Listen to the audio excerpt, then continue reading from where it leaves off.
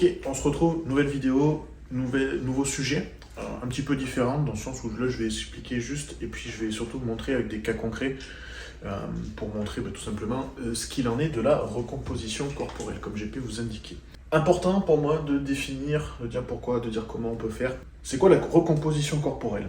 La recomposition corporelle, c'est tout simplement de partir d'un physique X avec, je sais pas, par exemple 20% de body fat, je vais exagérer, chez quelqu'un, on va dire un homme, et c'est tout simplement de travailler rien qu'avec la diète et l'entraînement pour avoir un body fat plus respectable et pour avoir une masse musculaire qui au moins ne diminue pas et potentiellement, même logiquement, qui devrait augmenter.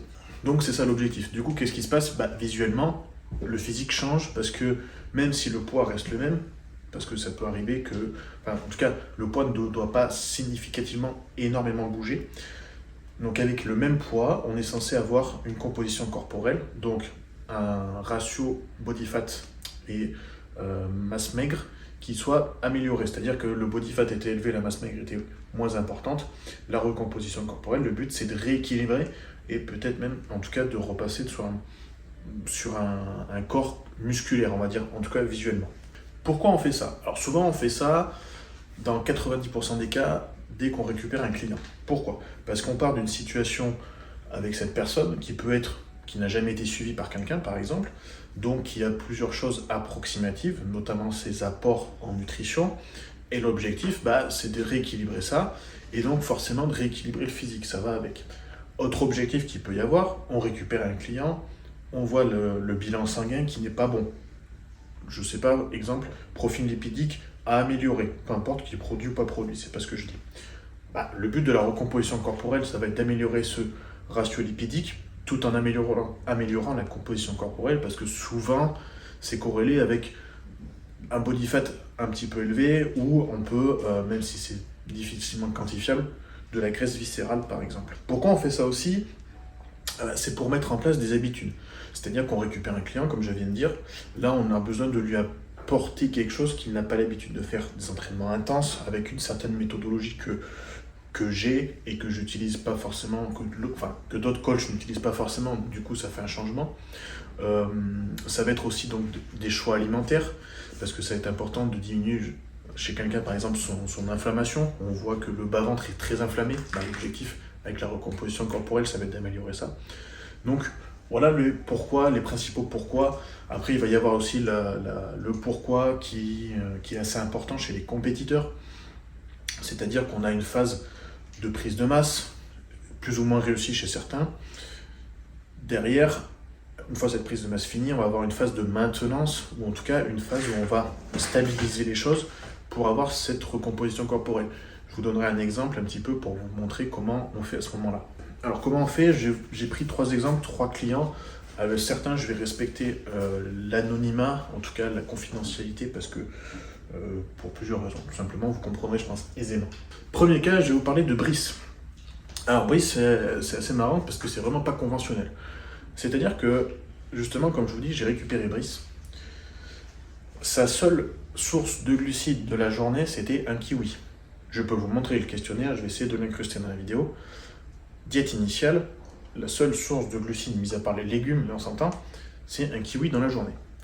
Je récupère Brice, j'ai une recomposition corporelle à faire par rapport à ce rééquilibrage, et la recomposition corporelle, c'est tout simplement, on voit physiquement qu'il est vide.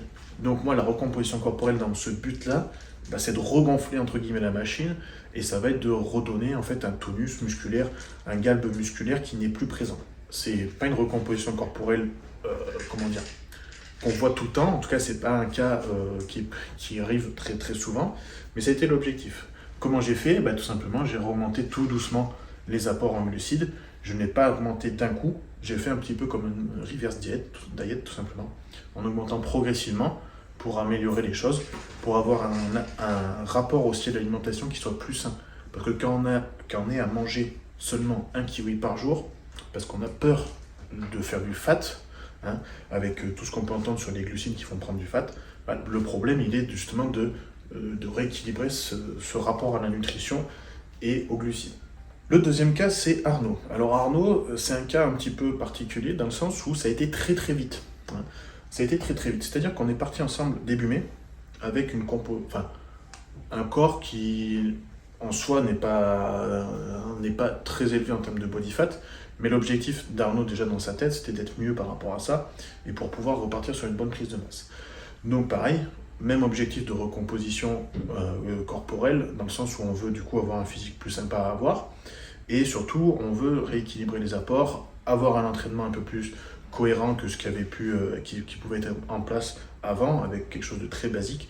Là l'objectif, ça a été justement d'apporter un entraînement plus intense, de rééquilibrer les apports, sans parler d'un gros déficit calorique, pour obtenir un physique sympa, sans cardio, sans excès, tout en gérant quelque chose qui est très important, c'est l'équilibre au sens large, familial, professionnel, sportif.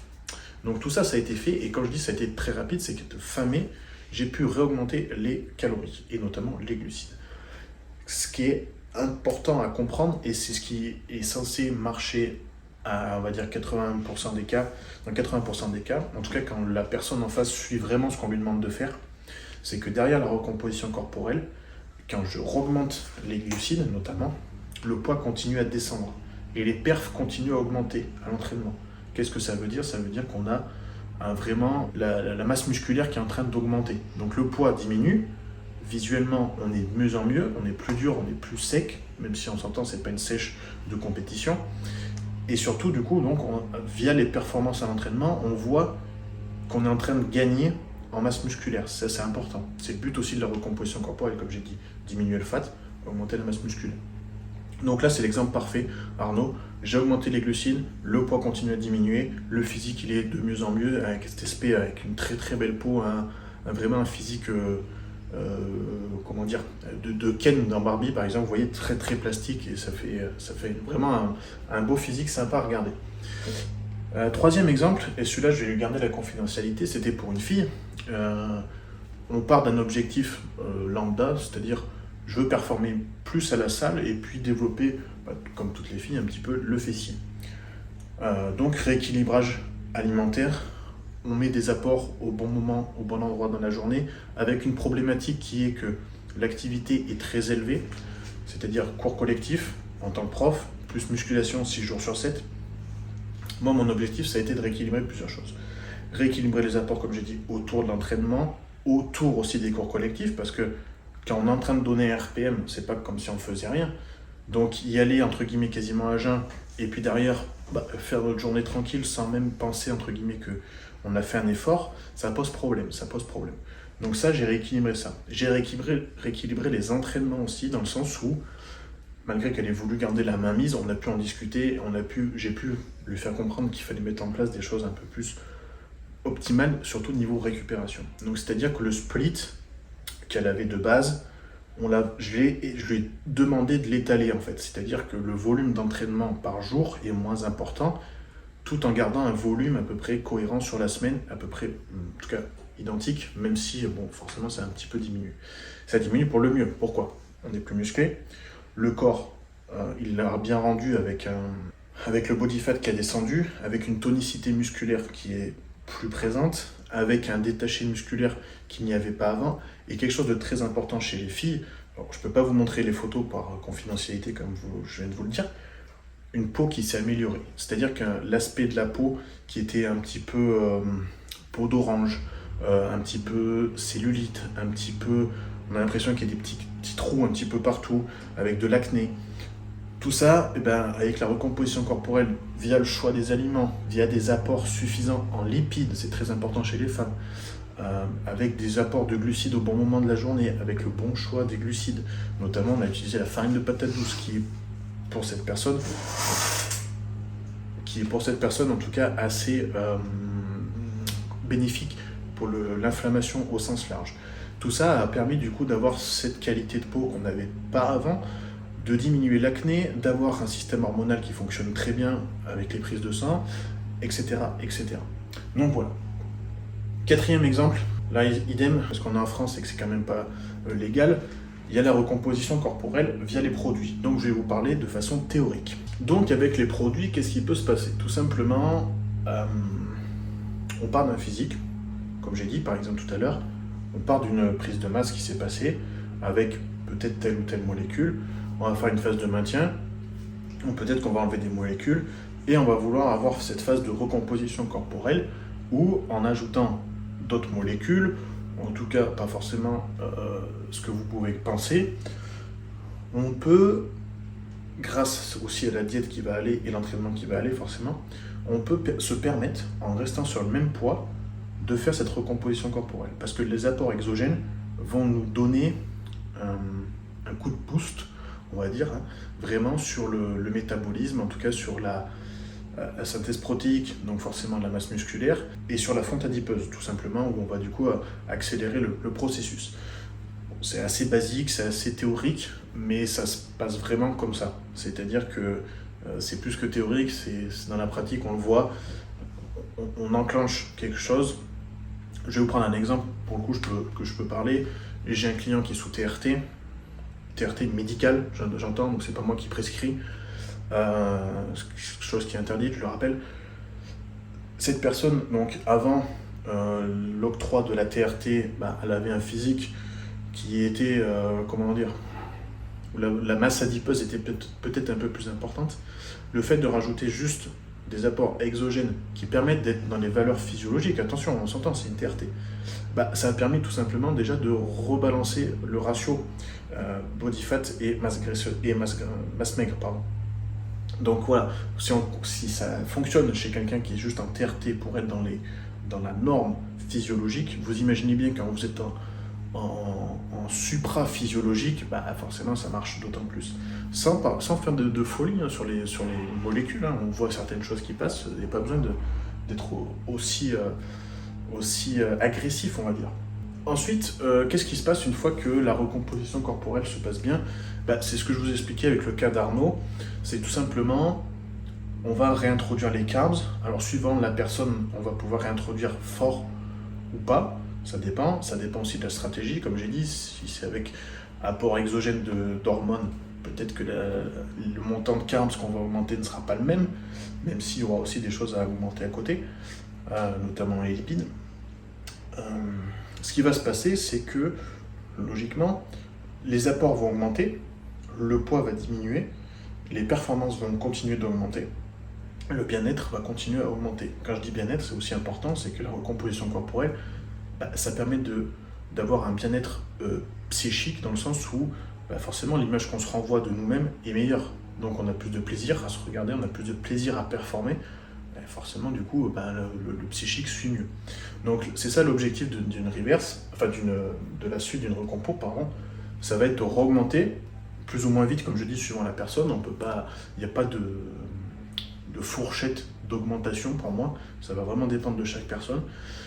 Et le temps que ça continue, que ça diminue, le poids diminue, on peut continuer à monter les apports. Le corps répond très bien, il est plus dur, il est plus gonflé parce qu'il y a de plus en plus d'apports de glucides.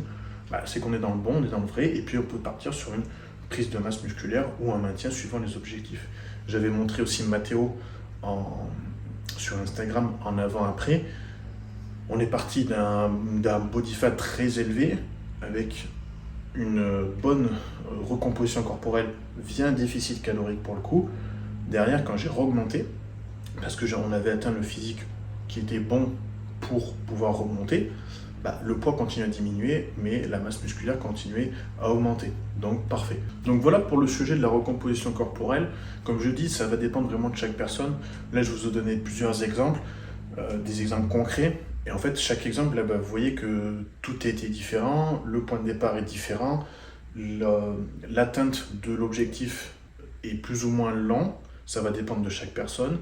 Et puis après, derrière, la stratégie d'augmentation, ça va aussi dépendre de chaque personne, de comment elle répond, de comment elle s'entraîne, de quelle est sa capacité de récupération, etc. etc. Son environnement aussi, c'est important.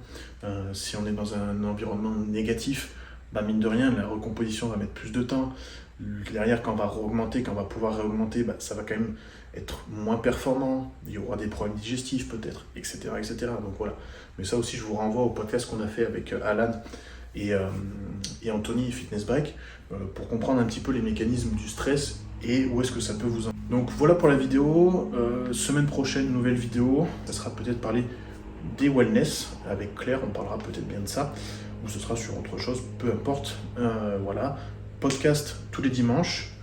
Pour toutes les infos, pour tout demande de coaching, vous avez mon site en dessous de la vidéo. N'hésitez pas à m'écrire aussi sur Instagram. Je fais des Q&A au moins 2 fois par semaine. N'hésitez pas à poser vos questions. C'est le moment où vous pouvez même les poster en anonyme. Autant en profiter. Je réponds si je connais pas, je réponds pas. Et puis, je vous dis à très vite pour une nouvelle vidéo. N'hésitez pas à liker, partager, commenter. Et puis, merci d'avoir regardé.